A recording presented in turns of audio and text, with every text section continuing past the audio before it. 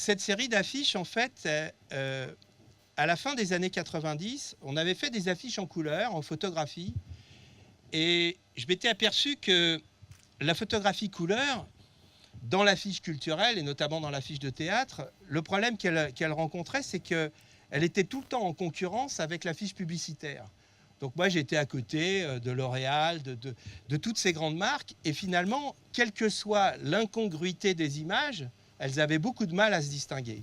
Et du coup, on a décidé avec la directrice et le directeur adjoint du théâtre, finalement, de renverser complètement la question en utilisant le noir et blanc. Alors, ces affiches, et ça, j'en parlais avec un photographe qui est ici, évidemment, et je lui expliquais que ces images sont faites de manière extraordinairement traditionnelle. C'est-à-dire, en fait, on fait des photographies à la chambre argentique. Ça veut dire qu'il y a tout un processus de production qui est très compliqué et qui nous permet, on va dire, d'affirmer un point de vue. Et moi, ce que j'ai toujours aimé dans la photographie, c'était le fait que je parle toujours de l'hyper-réalité. C'est-à-dire que la photographie, en fait, c'est la reproduction du réel, mais c'est la reproduction du réel comme on a envie de le voir. Et d'une certaine manière, ces photographies dans les affiches me permettaient de raconter une histoire que je n'aurais pas pu raconter, par exemple, par le dessin ou la peinture.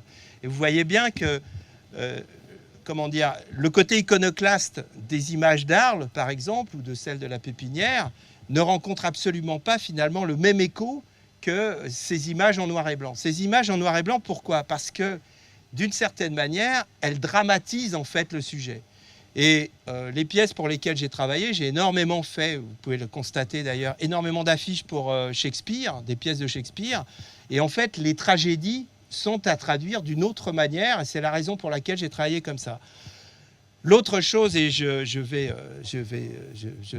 m'arrêter là-dessus sans doute, c'est que la typographie, pour moi, qui suis complètement, qui n'ai pas appris la typographie dans une école de graphisme et qui ai dû vraiment tout apprendre par moi-même. En fait, pour moi, vous voyez, par exemple, si on prend le Hamlet qui est ici, la typographie qui vient véritablement terminer l'image, ça n'est pas un texte, c'est une image. C'est-à-dire que le titre devient en lui-même, finalement, porteur de sens. Et en fait, ce qui m'a beaucoup intéressé dans les affiches, notamment des Gémeaux, qui ont, je le dis au passage parce que c'est intéressant, ont remporté un nombre de prix impressionnant à travers le monde, c'est que la relation texte-image, qui est souvent extrêmement faible dans les affiches publicitaires ou dans les affiches de cinéma, etc., j'ai tenté, en tout cas par mon travail, en fait, d'y contribuer autrement. Les typographies que vous voyez, la plupart, en fait, sont des typographies qui, certaines, n'existent même pas. Si vous voyez, par exemple, Eldorado, madame, vous voyez Eldorado, ça a été le point de départ, en fait, de ces créations typographiques. C'est-à-dire, je me suis dit, les alphabets qui existent ne m'intéressent plus et j'ai envie de raconter quelque chose.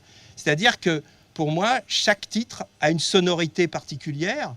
Quand on dit Eldorado, on ne dit pas la même chose que Hamlet ou Hedda Gabler. Et donc, de fait, chaque création typographique, pour moi, est une aventure spécifique. Et du coup, ces images, notamment, sont, pour moi, un exercice extrêmement particulier, extraordinairement, j'ai envie de dire presque jouissif, parce que, finalement, chaque millimètre carré fait l'objet d'un travail singulier. Dans ces images-là, alors, quand même pour vous dire, parce qu'on pense que c'est très simple de faire des affiches, mais oui, c'est sans doute très simple. Cette version du rhinocéros, il y a eu 36 versions d'affiches avant d'arriver à la finale. C'est-à-dire qu'en fait, c'est l'œil, par exemple, devait véritablement exprimer quelque chose. Donc, chaque affiche, en fait, porte véritablement, je ne sais pas comment dire, une histoire, une aventure. Et c'est pour moi, et sans doute pour beaucoup de mes confrères, une remise en question permanente parce qu'une affiche, en fait, le problème, c'est que soit elle marche pas. Et si elle ne marche pas, ça se joue en une seconde. Et si elle marche, c'est la même chose. C'est-à-dire qu'il y a vraiment un instant décisif, comme aurait pu dire Cartier-Bresson, c'est-à-dire que soit on adhère, soit on n'adhère pas.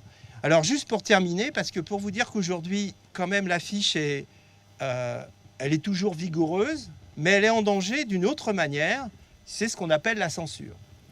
Alors, monsieur, si vous montrez bien la résistible ascension d'Arthur Hoey, je le dis parce que c'est une affiche qui a été interdite pendant une semaine par l'affichage dans le métro à Paris.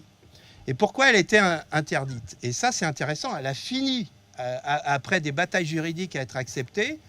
C'est que finalement, au moment où Marine Le Pen posait sa candidature pour la présidentielle, cette affiche qui raconte l'ascension d'Hitler en 1932-33, en fait, renvoyait sans doute cette espèce de, évidemment, de pantin qui fait ce signe-là, le fait que, dans le fond, il y a un pistolet, donc une arme par destination, comme on dit en termes juridiques, la croix, donc la religion, l'étoile juive, qui parle évidemment du génocide des Juifs.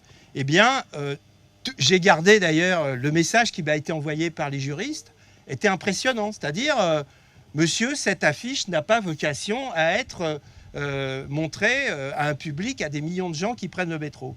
Et puis finalement, elle a été acceptée. Et pour moi, j'ai toujours dit, on est, alors excusez-moi de le dire en anglais, mais on est borderline, c'est-à-dire que souvent, une bonne affiche, c'est une affiche qui est à la limite, en fait, de, comment dire, de l'acceptation, on va dire, par les autorités. Et surtout, elle est, pour moi, une sorte de cri aussi de révolte, parfois, à travers, finalement, les images du théâtre. Et puis, dernière image dont je voudrais parler, Othello.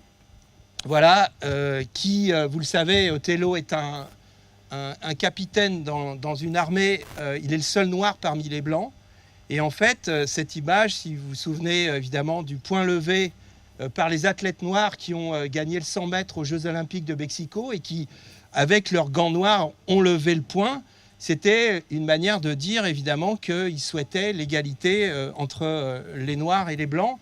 Et du coup, cette image, pour moi, elle est très emblématique à la fois, évidemment, du travail de Shakespeare et de sa pièce et de la manière dont ça a été monté, mais aussi de ma volonté à moi et sans doute à d'autres de parler, évidemment, à tout le monde et de montrer à quel point une image peut être aussi porteuse de sens. Voilà. Merci beaucoup.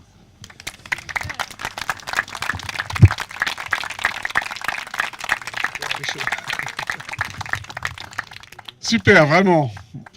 Merci beaucoup, Michel. C'est formidable. Tu as été exceptionnel. J'en doutais pas, mais c'était très bon. Et puis l'idée de François, là, elle était formidable. Il y a peut-être quand même des questions. Je ne sais pas si c'est une question, c'est juste une remarque. J'ai remarqué que pour les affiches pour le théâtre et pour Arles, il y a un trait épais et l'affiche est très épurée. Est-ce que vous pourriez commenter en fait cette démarche? En fait, oui, c'est une très bonne question parce que, en fait, je pense que ça rejoint une partie de mes préoccupations, c'est-à-dire que les affiches des Gémeaux dont j'ai parlé, elles sont porteuses de sens par la complexité technique, d'une certaine manière, la production qui est extraordinairement complexe pour le faire. Après, les images simples d'Arles, de la Pépinière, c'était un constat que j'avais fait et que j'ai fait en France. Je voyage beaucoup et ce que j'ai constaté, c'est que pour beaucoup de gens qui n'ont pas accès à la culture, qui n'ont pas forcément accès à l'éducation, qui n'ont pas accès de fait au graphisme ou à l'art, finalement, le meilleur moyen de leur parler, c'était de simplifier. Et de ce point de vue, il y a un voyage pour moi qui a été déterminant. Je suis parti au Japon, j'avais une exposition à Osaka. Et mes confrères japonais m'expliquaient en fait un peu cette histoire du yin, du yang, du vide et du plein.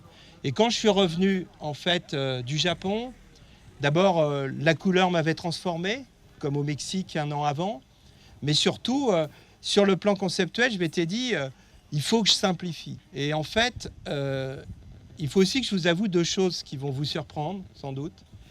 D'abord, j'ai été extrêmement complexé sur le dessin.